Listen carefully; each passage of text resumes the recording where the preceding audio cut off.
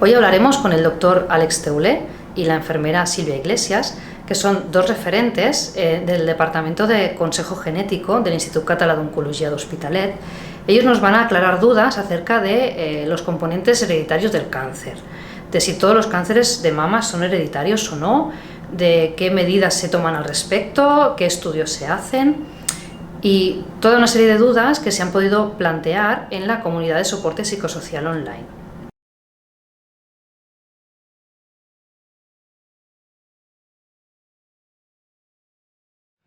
Para explicar un poco qué es el cáncer hereditario es importante saber que no todo el cáncer es hereditario. Sí que todo el cáncer es genético, es la segunda parte de la pregunta, en el sentido en que un cáncer aparece porque hay alteraciones genéticas en unas células que acaban volviéndose malignas. Por lo tanto, siempre hay un componente genético en el cáncer. Pero no siempre este componente genético es hereditario. Solo es hereditario, y por tanto es la respuesta que es el cáncer hereditario, cuando la alteración que provoca el cáncer, esa persona ya la ha heredado. Es decir, ya ha nacido con esa alteración genética, en un gen determinado que ha heredado de su padre o de su madre. Ahí es cuando esa persona tenía una característica que le da más riesgo de tener cáncer. Cuando una de estas células que ya lleva una alteración genética se acaba estropeando más, por decirlo así, acaba desarrollando otra alteración en la carga genética sana que también lleva, entonces se desarrolla un cáncer que podríamos decir que es un cáncer hereditario, porque se ha dado porque esa persona tenía una predisposición previa, ¿vale? Que lo ha heredado de sus progenitores. Eso es lo que sería el cáncer hereditario. Por lo tanto, el cáncer hereditario no es todo el cáncer. El cáncer hereditario suelen ser un 5 o un 10% de los casos, y aunque todo el cáncer es genético, no todo el cáncer es hereditario.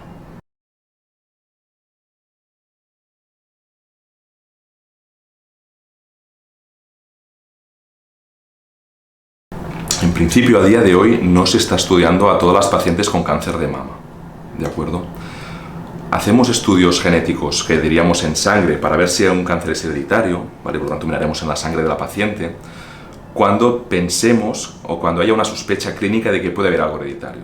¿Esta sospecha clínica en qué se basa? Se puede basar en la historia familiar, ¿no? Una familia que tenga muchos tumores de mama o tumores de ovario que suelen estar relacionados con la mama, u otro tipo de tumores que pensemos que pueden estar relacionados con ese cáncer de mama y que pueda ser hereditario, o porque hay afectación bilateral, cáncer de mama bilateral, por ejemplo, una mujer joven, ¿no? Que sería el otro punto, que sea una persona joven o con determinadas características del tumor. Por ejemplo, los tumores triples negativos a una edad joven se suelen estudiar también, ¿vale? Ese sería un poco a qué paciente se haría un estudio genético pensando en determinar si hay una predisposición hereditaria, si ese cáncer es hereditario o no. ¿Y por qué? ¿Por qué hacemos este estudio? ¿Para qué sirve? Sirve primero para identificarlo bien, ¿no? Y poderlo definir, pues este tumor es debido a esta mutación, y eso nos permite saber también cuál es el estado del resto de miembros de la familia. Es decir, una vez identificamos cuál es la causa de ese cáncer y por lo tanto cuál es la causa que dará más riesgo a desarrollar cánceres, podemos saber en la familia quién lo tiene y quién no lo tiene. Podemos estudiar a los hijos, a las hijas, a los padres, a los hermanos de esta paciente que ha venido con cáncer de mama, ¿no? Una vez hemos encontrado una mutación, y saber quién la tiene y quién no la tiene. Quien no la tiene no tiene un riesgo más elevado de hacer cáncer, vuelve a tener un riesgo poblacional, de la población general. En cambio, quien la tiene tendrá también más riesgo de desarrollar este cáncer. Y estas personas que son portadores, les llamamos, de esta mutación, tendrían en principio que hacer unos protocolos de seguimiento diferentes a la población general, más estrictos, o incluso valorar cirugías preventivas para evitar la aparición de estos tumores, ¿vale? También hay otro punto, que es que a día de hoy, a nivel terapéutico, que es creo lo que me faltaba de la pregunta, algunos casos, para intentar determinar algunos tratamientos del tumor, sí que se están haciendo estudios también, normalmente en el tumor, ¿vale? Se suelen hacer estudios en el tumor para buscar si ese tumor tiene algún punto débil que le pueda hacer que responda a determinados tratamientos, ¿vale? Alguna característica especial. A veces, algunos de estos tumores identificamos mutaciones justamente en los genes que también pueden ser causantes de cáncer hereditario. Y en estos casos, muchas veces, estos individuos tienen que luego ir a la unidad de consejo genético para ver realmente si ese tumor era hereditario o no, ¿vale? Pero el motivo por hacer el estudio no era la historia familiar, sino era un posible tratamiento.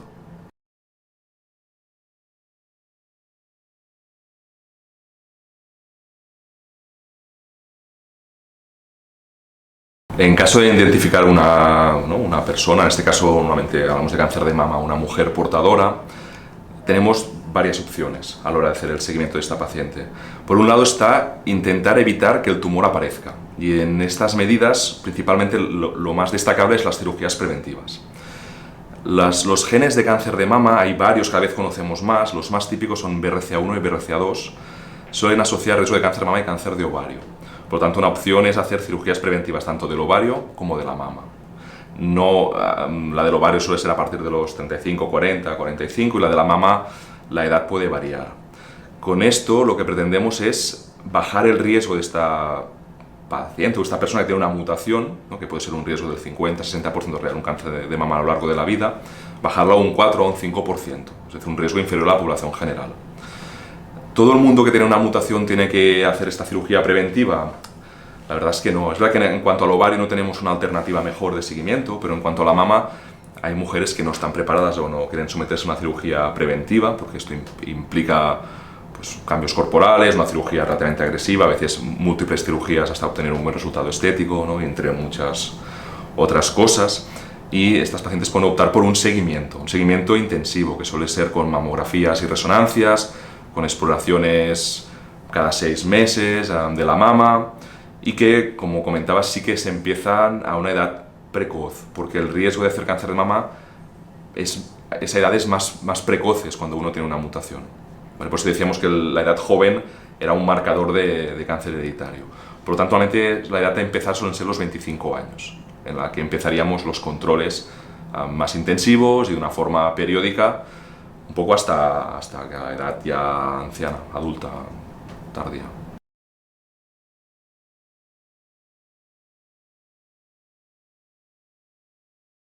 Una vez la paciente o esa persona simplemente tiene una mutación genética, está operada de manera preventiva, los controles, realmente si se opera de los ovarios ya no hacemos control de eso, porque no tenemos nada que controlar, hay un pequeño riesgo de recidiva, pero que no lo podemos controlar, pero ya es un riesgo muy bajo.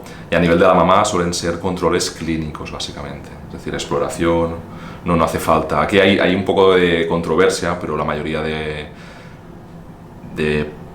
profesionales que hacen estos controles suelen hacer un control ya clínico, ¿no? Un poco la utilidad también de las cirugías de la mastectomía preventiva es bajar y disminuir esta frecuencia de controles.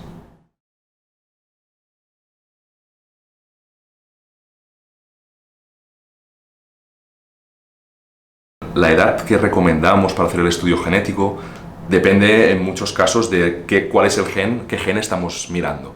No es lo mismo una mutación en BRCA1 que una mutación en P53 o en algún otro gen, ¿vale? Cada síndrome tiene sus genes. Si nos centramos ya más en cáncer de mama y en el cáncer de mama más hereditario más frecuente, que es asociado a mutaciones en los genes BRCA, normalmente la edad que recomendamos en las mujeres de hacer el estudio es alrededor de los 25 años. ¿Vale?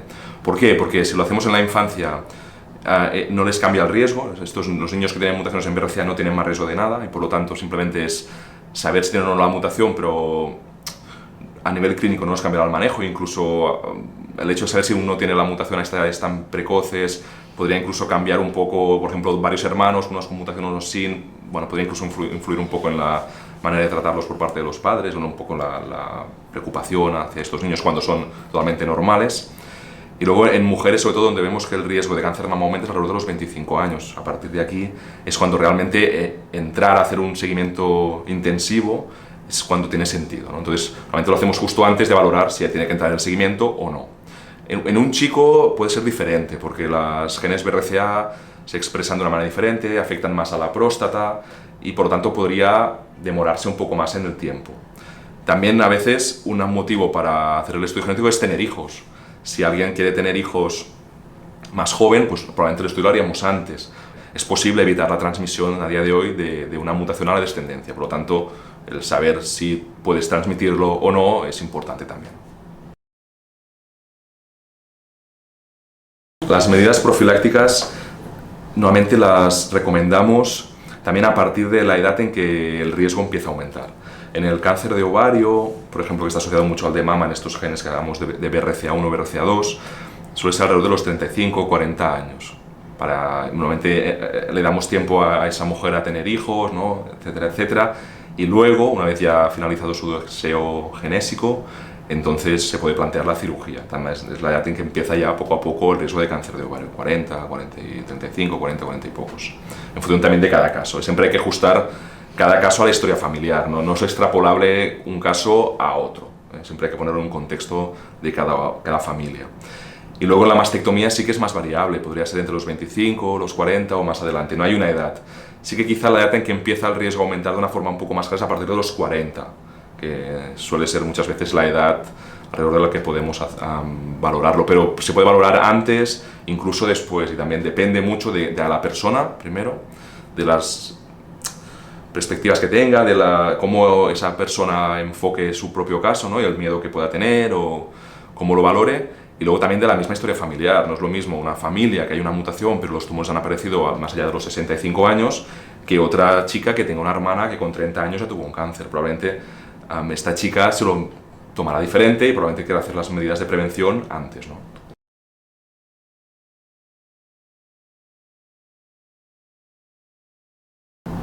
A ver, normalmente siempre hay un impacto emocional, ¿no? Cuando tú informas a alguien que hemos hecho un estudio, que hemos encontrado mutación genética, siempre se produce un impacto emocional, ¿no? Muchas veces ellos saben que tienen una probabilidad, ¿no? Normalmente suele ser un 50%, pero la confirmación siempre es algo difícil, ¿no? Claro, esto siempre va modulado un poco de cómo es cada individuo, ¿no? Cada uno, el afrontamiento que hace de diferentes situaciones es diferente, ¿no? Y normalmente, bueno, pues en los pacientes hay gente que se lo toma mejor y que se lo toma peor, ¿no? Lo que está claro es que sí que es verdad que a lo largo de la vida, ¿no? Eso marca un poco cómo el paciente va a vivir, ¿no? Posteriormente su vida, el hecho de conocer que tienes una alteración genética.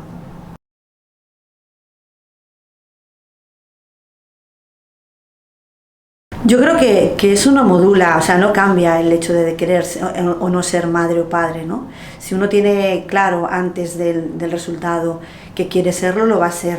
Muy pocas veces alguien decide no tener hijos cuando sabe que tiene una alteración genética, ¿no? Luego es cómo se lo plantea, ¿no? Cómo puede llegar a ser madre o padre y con qué opciones podemos disponer para decidir cómo lo hace, ¿no? Pero el deseo genésico no cambia. Es importante destacar que además de hecho de saber o no si tenemos una mutación genética, claro, el haber sido diagnosticada de un cáncer de mama, por ejemplo, también puede alterar cómo planifica su descendencia, ¿no? Porque los tratamientos y el seguimiento que tiene que hacer también marca ese deseo de cuándo puede o no ser madre.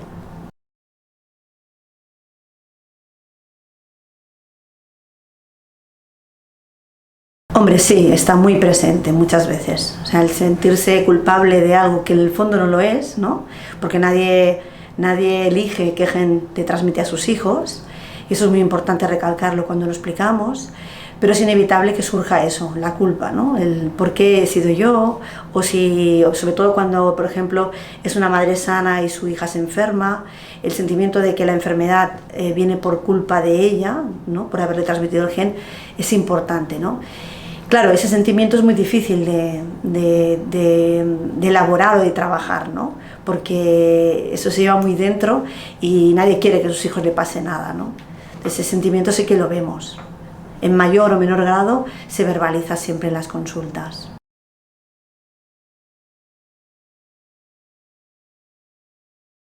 O sea, el peso de los antecedentes oncológicos es muy importante a la hora de cómo alguien vive su percepción de riesgo, ¿no?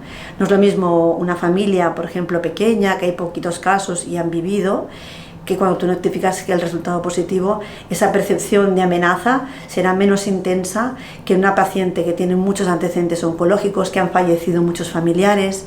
Eso hace que esa persona tenga más miedo, ¿no? Y que quizás también piense más claramente en plantear cirugías, lo que decía Alex antes, ¿no?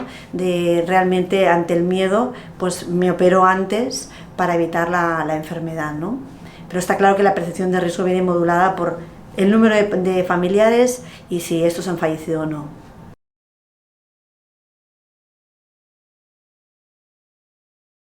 Sí, toda mujer portadora de mutación en principio en los genes más importantes, como mínimo, es candidata a hacer esa selección embrionaria. El límite de edad está en los 40 años. ¿vale? Es muy importante tener en cuenta que es un proceso lento, que cuando uno decide optar por esa opción, tiene que planificar un poquito su maternidad, ¿no?